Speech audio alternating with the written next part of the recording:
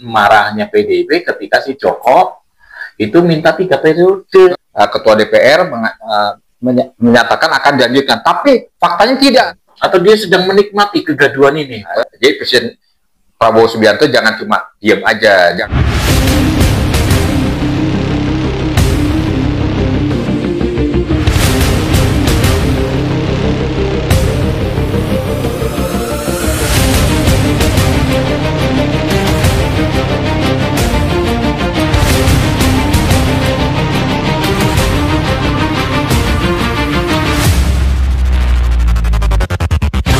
Assalamualaikum warahmatullahi wabarakatuh. Saya Yadi Muhammad. Pemirsa dimanapun Anda berada, kali ini kita jumpa kembali dengan seorang pakar hukum. Wah, namanya yang sudah tidak asing, yaitu Juju Purwantoro. Apa kabar? Assalamualaikum. Waalaikumsalam warahmatullahi. Iya, Ya Pak Yadi. Pak Juju, kemarin kan kita juga sudah bicara soal UPP ya, Universitas Pojok Pramuka. Tapi ini kita singgung sedikit aja. Nah, karena ada istilah baru banyak UPP ya. Bukan main. Tapi kita ngopi dulu Pak Juju. Oh, siap. Bismillahirrahmanirrahim. Masih setemanin. Iya, bismillahirrahmanirrahim. Nah, kali ini soal gonjang-ganjing atau kemelut ijazah yang diduga palsu, yang diduga dimiliki oleh mantan penguasa itu Joko Widodo itu, sebetulnya yang paling bertanggung jawab dalam tanda petik menurut saya adalah PDIP. Oh, kok begitu Pak? Ya, karena seperti kita dengar pengakuan dari salah seorang aktivis dari PDIP yaitu Petor Suryadi. Oh, Pak Petor yang ya, Pak dia pernah menyaksikan dalam tanda petik secara langsung dari mulai tahun 2012 ketika Joko mau melamar sebagai gubernur DKI Jakarta. Oh, Oke. Meskipun demikian, bahwa Megawati sebagai ketum PDIP secara moral sudah memberi dukungan. Oh. Ya kan? Dan secara aksi, Betor sebagai aktivis dari PDIP sebetulnya juga sudah memberi dukungan dengan mengungkap ternyata, ya kan, ada perusahaan percetakan atau pihak percetakan yang menerbitkan ijazah tersebut. Nah, berarti kan sebenarnya PDI punya peran, ya kan, punya peran untuk mengungkap kembali. Tapi ini belum cukup. Jadi Pak Petor udah melakukan praduga juga ya, terhadap jasa itu. Karena seperti yang beliau sampaikan dalam salah satu podcast, dia mengetahui dalam tanda petik. Oh, Oke. Nah, kalau menurut saya, Bang Juju, bagaimana kira-kira tanggung jawab moral dan tanggung jawab hukum PDIP terhadap kegaduhan ini, meskipun sudah secara moral itu sudah dilakukan oleh Megawati dan oleh Betor Suryadi. Bagaimana nih?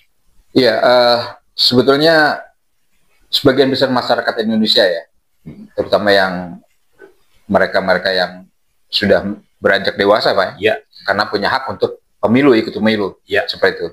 Siapa sih yang tidak kenal PDI Perjuangan? Kan begitu ya, kiprahnya dalam dunia politik kan sudah lebih dari 20 tahun kan, ya, sudah lebih seperti itu. Nah, kebetulan memang Joko Widodo ini adalah salah seorang yang memang awalnya Pak didukung oleh PDI Perjuangan.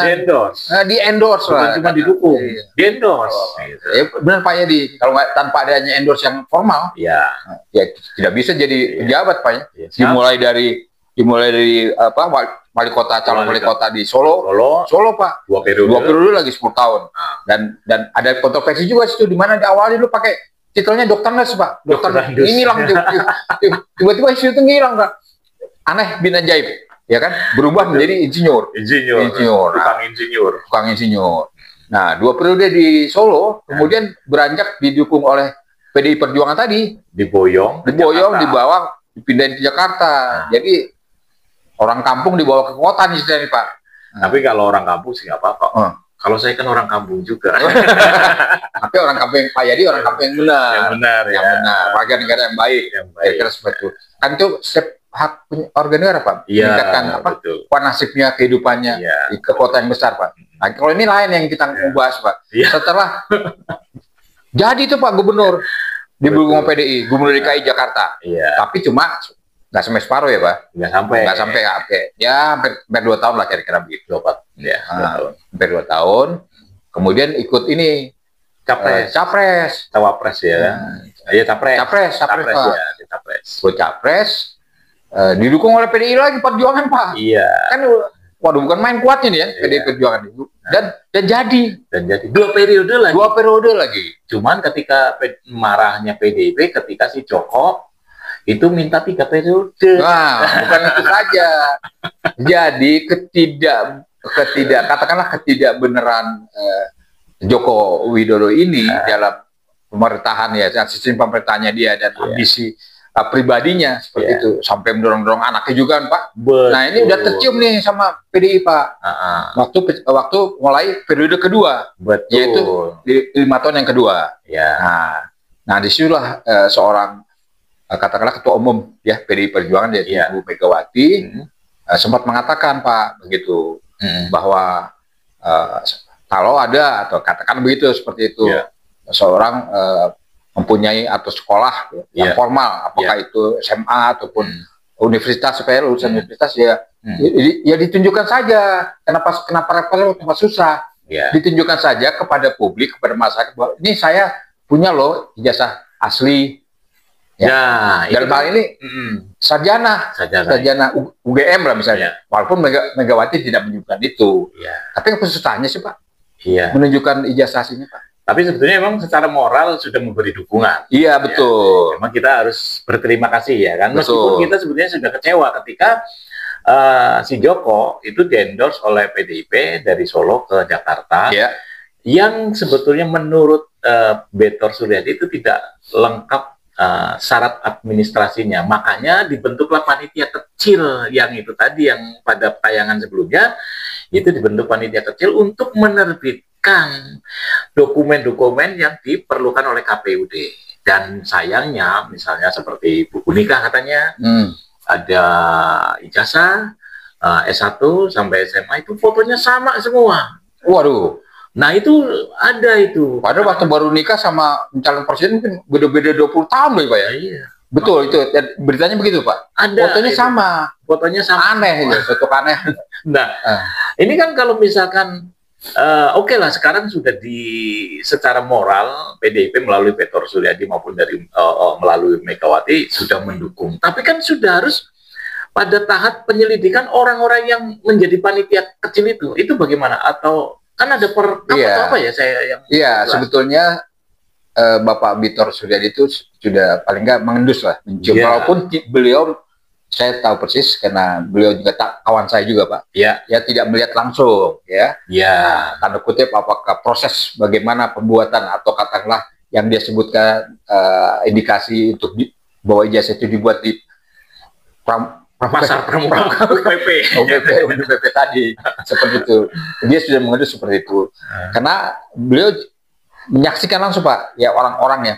Pihak-pihak yang terlibat ya seperti nama Pak Andi Wijayanto gitu kan, Prasetyo gitu kan, Prasetyo Widodo, ada Widodo, nama Widodo juga, ada Juri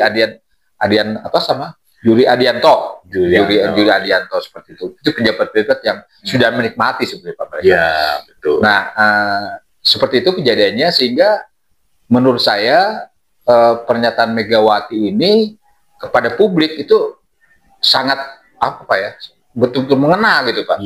Mereka kesana walaupun tidak langsung ditujukan kepada seorang Joko Widodo kan tidak menyebut nama kan. Tidak menyebut, tetapi kan harusnya sadar lah Pak. Sekarang sudah balelo kan.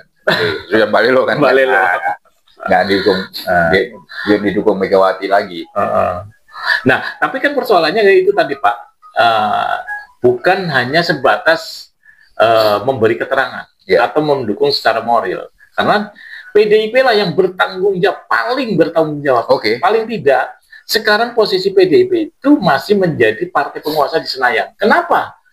Megawati yang masih menjadi ketua umum itu tidak mendorong orang-orang yang di Senayan, yang masih menjadi penguasa di Senayan itu untuk mendesak Prabowo, untuk segera mengungkap, sehingga tidak menjadi makin gaduh.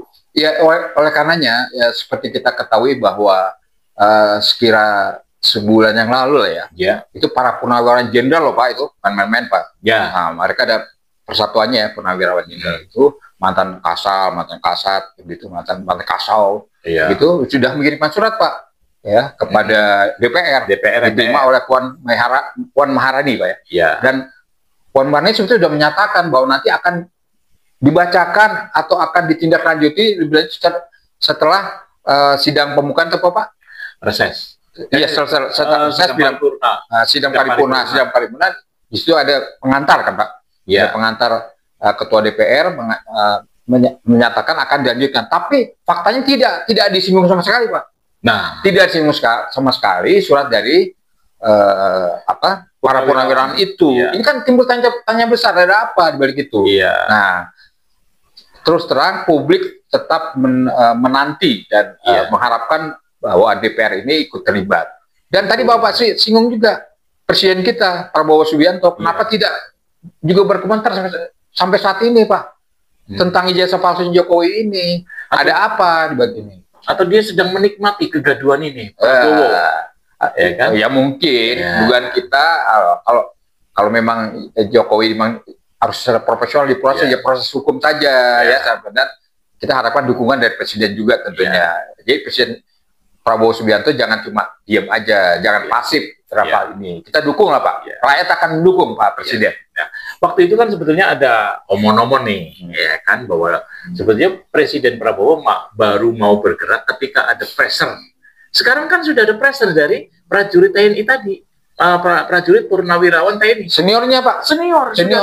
Dan itu representatif dari rakyat tuh Pak. Karena di situ ada Pak Tri, ada Pak Sunarko, ada Pak Rozi, ada yang pokoknya banyak sekali. Oke, saya akan singgung lah salah satu jurisprudensi begitu Pak ya. Jurisprudensi ada sesuatu yang sudah dilakukan oleh Presiden, yaitu di kasus Pondok Indah, Pantai Indah Kapuk seperti itu. Kan sedemikian Pak hiruk-pikuknya ramenya. Kemudian setelah Presiden Jokowi turun tangan, Presiden Prabowo turun tangan dan untuk katakanlah penghentian mencabuti pagar-pagar laut itu, kan bagus seperti itu. Tapi meskipun ini masih debatable ya. Walaupun tentu efeknya sampai sekarang juga belum selesai juga Pak. Karena proyeknya masih berjalan. Malah cenderung katanya pagar lautnya timbul lagi gitu. Iya, pagar lautnya sudah dibeton malah, bukan jadi bambu. Timbul lagi. Masa apa-apa seorang presiden RI ini harus turun tangan masalah kasus di Indonesia ini. Apa karena ini Pak menyangkut konglomerat Pak? Bisa jadi. Nah, karena memang yang menjadi persoalan di Indonesia ini sebenarnya konglomerat atau oligarki yang merusak.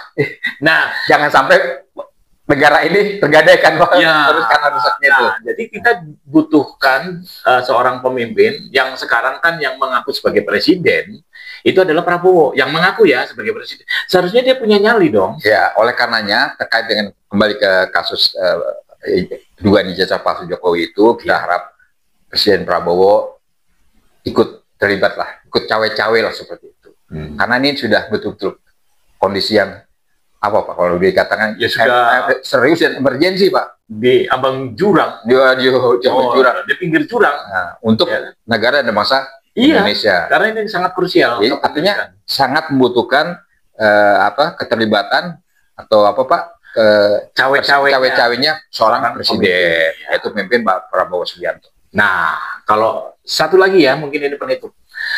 Kalau dari PDIP hanya sebatas itu, terus kemudian dari DPR-nya juga tidak ada pasif, artinya pasif. Dari Prabowo-nya yang mengaku presiden juga menang baik atau cicing wae, apa yang bisa diharapkan? Apakah memang sistem ketatanegaraan ini di Indonesia seperti ini? Ya nggak ada lagi Pak Yadi yang diharapkan. Kita kembali lagi pada rakyat, kekuatan rakyat, kedaulatan rakyat. Vox Populi, Vox Dei, bukan Vox Populi.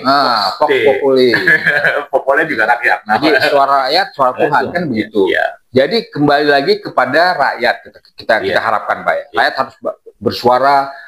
Kalaupun bergerak gitu, mendesak Presiden dan DPR untuk melakukan upaya-upaya antisipasi terhadap masalah ijazah palsunya Jokowi. Sebetulnya sudah banyak yang bersuara. Salah satunya nih penutup bahwa Seperti halnya Kang Ubed, jangan salahkan. Kalau misalnya Prabowo tetap cicing wae, Ubedillah Badrun. Ya, itu kalau cicing wae terutama dalam mengungkap kasus kejahatan yang dilakukan oleh keluarga Joko. Ini masyarakat akan ada kejadian yang ekstrim lebih dari 98. Artinya mengerikan. Ada juga yang mengatakan juga seorang politikus bahwa ini bukan tidak mungkin bisa memicu adanya revolusi. Apakah itu yang dimauin, Pak? Kalau bisa tidak. Nah, karena sudah sekarang buntu. Revolusi damai, istilah kita dulu kan. Kalau revolusi damai nggak ada kayaknya revolusi. Yang namanya revolusi ya mesti ada ya minimal ya berantemnya lah. Nah, apa itu yang mau dimauin kira-kira? Kan enggak. Ya kita berharap itu tidak. Kita yang tadi istilah saya revolusi damai itu kan artinya melakukan suatu perubahan ketatanegaraan di Indonesia ini dengan cara-cara sesuai dengan aturan hukum yang berlaku, Pak. Seperti itu sesuai dengan Undang-Undang 45 kita. Jadi artinya ya rapi lah. Rapi ya. Tapi tidak tertib, tidak timbul kekisruhan di sana sini begitu. Dan ini menurut saya ini perlu keterlibatan atau cawe-cawe seorang presiden tadi, Pak. Betul. Ini dia pemirsa. Jadi kalau semuanya buntu, orang yang bertanggung jawab untuk mengendorse Joko Widodo itu juga tidak segera menindaklanjuti ya kan cawe-cawenya, terus kemudian juga DPR, MPR juga tidak ikut dalam membenahi negeri ini, juga diemnya Prabowo Subianto, ini jangan salahkan. Kalau rakyat itu bergerak dengan caranya sendiri, dan bukan tidak mungkin ini bisa memicu revolusi meskipun bukan revolusi damai. Maksud ada reformasi jilid 2 katanya. Iya, katanya ada reformasi jilid 2 dan ini akan lebih menyeramkan dari reformasi tahun 98. Dan seperti Pak Juju bilang bahwa revolusi itu ya nggak ada yang damai. Jadi mungkin itu aja ya dari saya, dan sekali lagi bisa disaksikan di channel Popole TV, di Mimbar Bebas, di Nol Demokrasi, di Suara Buruh Official, dan Fokus 1 termasuk bisa dibaca di gasbumi.com. Mungkin itu aja. Wabillahi taufik wal hidayah. Wassalamualaikum warahmatullahi wabarakatuh. Waalaikumsalam warahmatullahi wabarakatuh.